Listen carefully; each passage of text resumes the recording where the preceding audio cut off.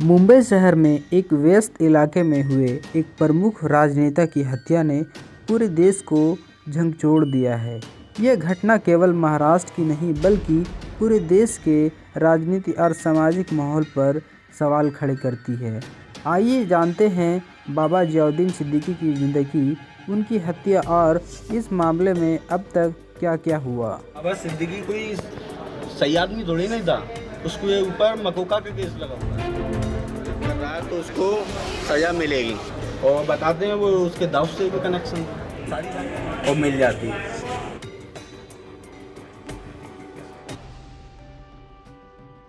बाबा जियाउद्दीन सिद्दीकी कौन थे? 66 वर्षीय बाबा जियाउद्दीन सिद्दीकी महाराष्ट्र सरकार की गठबंधन सरकार के एक प्रभावशाली नेता थे।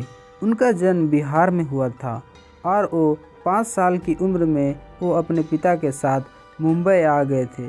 उनके पिता घड़ी बनाने का काम किया करते थे और उनकी मरम्मत करते थे। 1980 के दशक में उन्होंने कांग्रेस पार्टी के छात्र नेता के रूप में राजनीति में कदम रखा। मुंबई में कांग्रेस युवा विंग का लीडरशिप करते हुए उन्होंने 3 बार राज्य विधानसभा में जगह बनाई और 2004 में 4 वर्षों तक मंत्री रहे।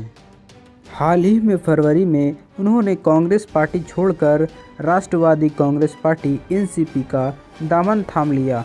एनसीपी इस समय शिवसेना और बीजेपी के साथ महाराष्ट्र में सत्ता में है। बाबा सिद्दीकी राजनीति के अलावा अपने भव्य इफ्तार पार्टियों के लिए भी जाने जाते थे।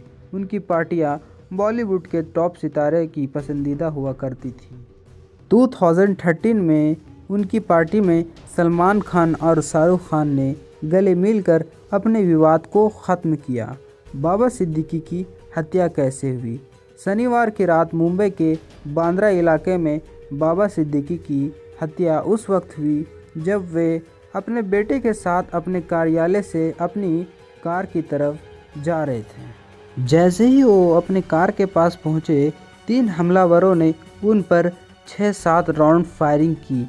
गोलियां उनके पेट और सीने में लगी। उन्हें तुरंत अस्पताल ले जाया गया, लेकिन उनकी जान नहीं बचाई जा सकी। इस हमले में एक राहगीर भी घायल हो गया जब एक गोली उसके पैर में जा लगी। पुलिस के अनुसार हमलावरों ने सिक्योरिटी गार्ड का ध्यान भटकाने के लिए उन्होंने स्मोक पटाखे का इस्तेमाल किया। घटनास्थल से 2 पिस्तौल और 28 जिंदा कारतूस बरामद हुए हैं। बाबा सिद्दीकी की जांच में अब तक क्या हुआ? इस मामले में अब तक 3 मुजरिम गिरफ्तार किए जा चुके हैं। पुलिस ने आरोपियों को 1 हफ्ते ही में हिरासत में ले लिया। बताया जा रहा है कि इनका संबंध एक बहुत ही खतरनाक गैंग बिश्नोई गैंग से है। इसका गैंग का सरगना लॉरेंस बिश्नोई है। इस समय Lawrence Gujarat high security jail में बंद है। हत्या के कुछ घंटों बाद बिश्नोई गैंग के एक सदस्य ने सोशल मीडिया पर कुछ पोस्ट किया और उसमें पोस्ट करके हत्या की जिम्मेदारी ले ली। हालांकि पुलिस ने इस दावे को पुष्टि नहीं किया। पुलिस ने 15 टीमों का गठन किया जो मामले की हर पहलू से जांच कर रही है। इस हत्या ने महाराष्ट्र की कानूनी व्यवस्था को लेकर बड़े सवाल खड़े किए हैं। कांग्रेस अध्यक्ष मल्लिकार्जुन खड़गे ने इसे राज्य सरकार की पूरी तरह से विफलता करार दिया। दिल्ली के पूर्व मुख्यमंत्री अरविंद केजरीवाल ने कहा कि इस घटना ने न केवल महाराष्ट्र की बल्कि पूरे देश को डरा दिया है। वहीं महाराष्ट्र के मुख्यमंत्री एकनाथ शिंदे ने आश्वासन दिया कि दोषियों को किसी भी हाल में बख्शा नहीं जाएगा।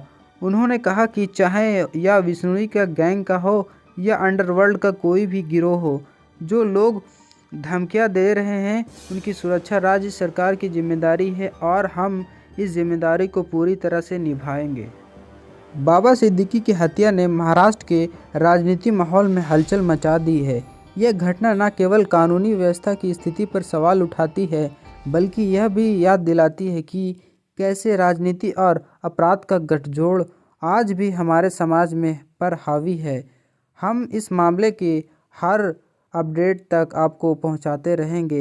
वीडियो अच्छी लगी